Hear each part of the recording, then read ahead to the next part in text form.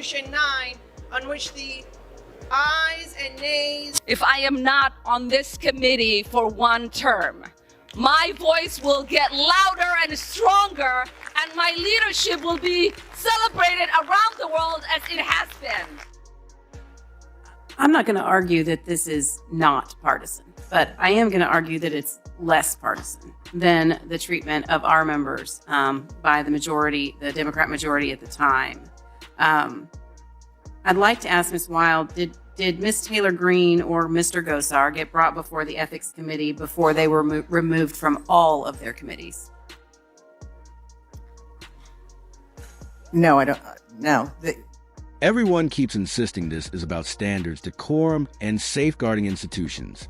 Funny how every time Washington says that someone is about to get steamrolled tonight, we're told stripping Ilhan Omar from foreign affairs is totally different from what Democrats did to Marjorie Taylor Greene.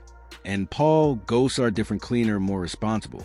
So stay alert, hit subscribe, and watch this through to the end, because the truth always slips out when a witness isn't ready for it. Hair race. What actually went down? Not on those matters. Thank you. Was it wrong then to remove them? You're arguing that that we should take Ms. Omar before the Ethics Committee rather than doing this by resolution, even though that was the process that was handled in the previous Congress to Ms. Taylor Greene and Mr. Gosar.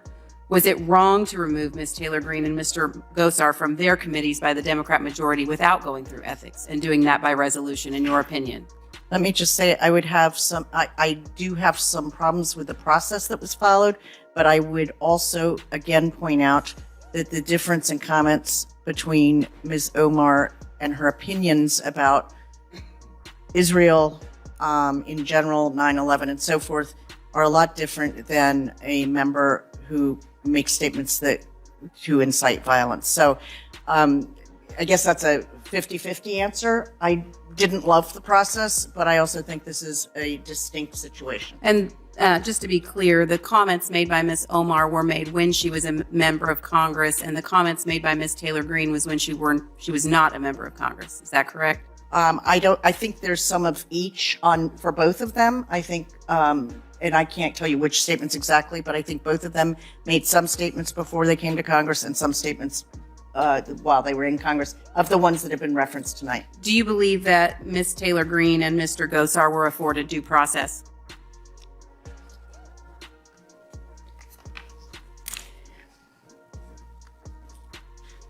Can I see the resolution again, Mr. Guest? Mr. Guest was kind enough. He has the one at least on Ms. Taylor Greene. I don't know if you have the one on.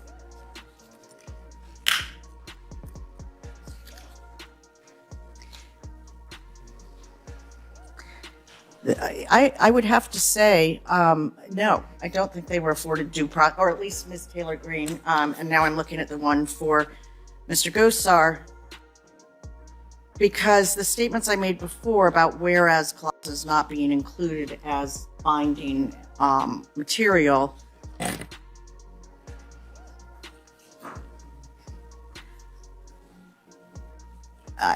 the resolution on Marjorie Taylor Greene is considerably different than the one on Mr. Gosar in terms of the resolved section. So I can't put them in the same category. But as I said before, I don't think that it was the correct process.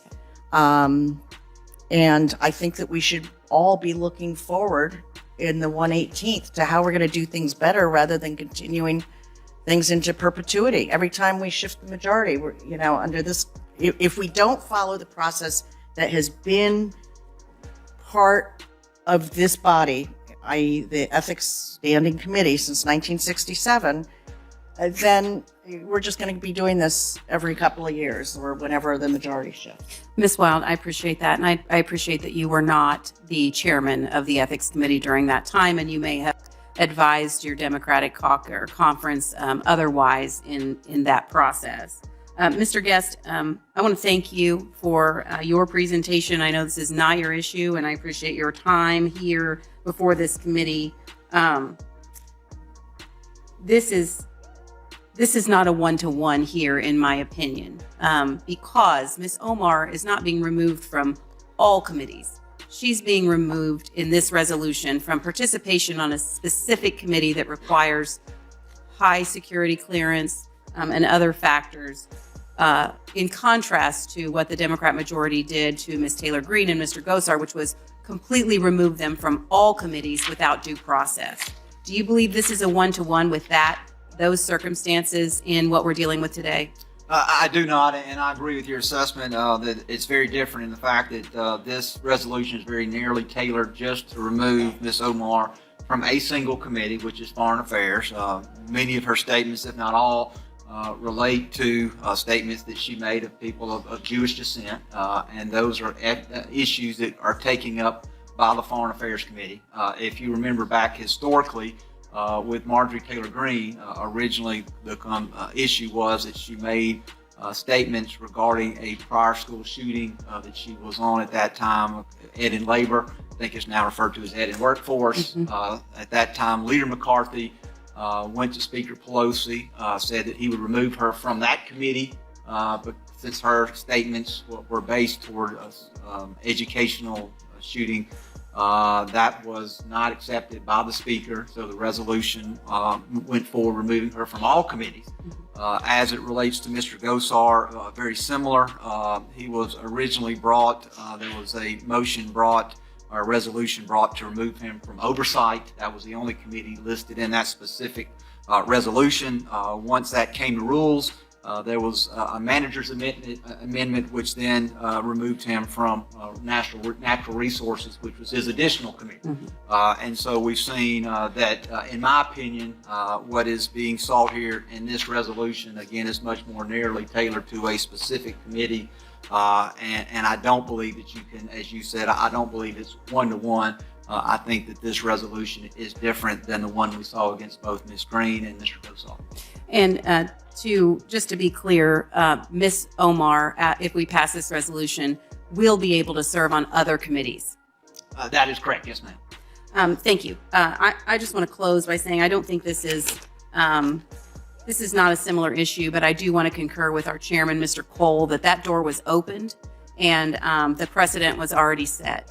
We are following a much less partisan process, even though we have heard remarks on this side of the dais that it is partisan. It is certainly, in my opinion, as a new person to this Congress, we are approaching it in a more with a more timid approach, even though we are taking this action and it is a firm action. We're not saying she can't serve on any committees. We're just saying she can't serve on this particular committee, and I yield back. Gentleman from New York is recognized. Well, I think the witness is very much for... The gentle lady from Indiana doesn't grandstand, no shouting, no theatrics. She calmly guides a witness straight into a corner, using the kind of simple questions Democrats dread were Marjorie Taylor Greene or Paul Gosar ever brought before the Ethics Committee before being stripped of all their committee assignments. The answer no that should have ended the debate right there. But instead of owning it, the witness tries to blur the line. I didn't love the process, but it's different.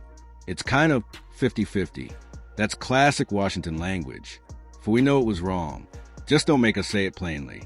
Then comes the moment Democrats absolutely didn't want captured on camera. The question is direct where Marjorie Taylor Greene and Paul Gosar. Given due process, the witness stalls, asks for the resolution, flips pages, buys time, and then finally says it. No, not maybe not. It depends, just no. And with that, the entire justification falls apart because this fight was never about process. It was about power. Now, suddenly Democrats care about proportional punishment. Now they care about committee relevance. Now they care about president when they held majority. They wiped members off every committee with a single vote. No ethics review, no hearings, no due process. And now we're supposed to applaud them for being more cautious. That's not restraint. That's damage control.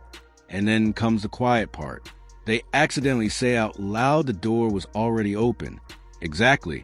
They open it, and now they're stunned. Someone walked through it. This resolution doesn't undo what Democrats did.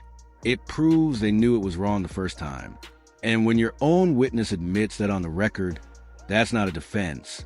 Static in confession.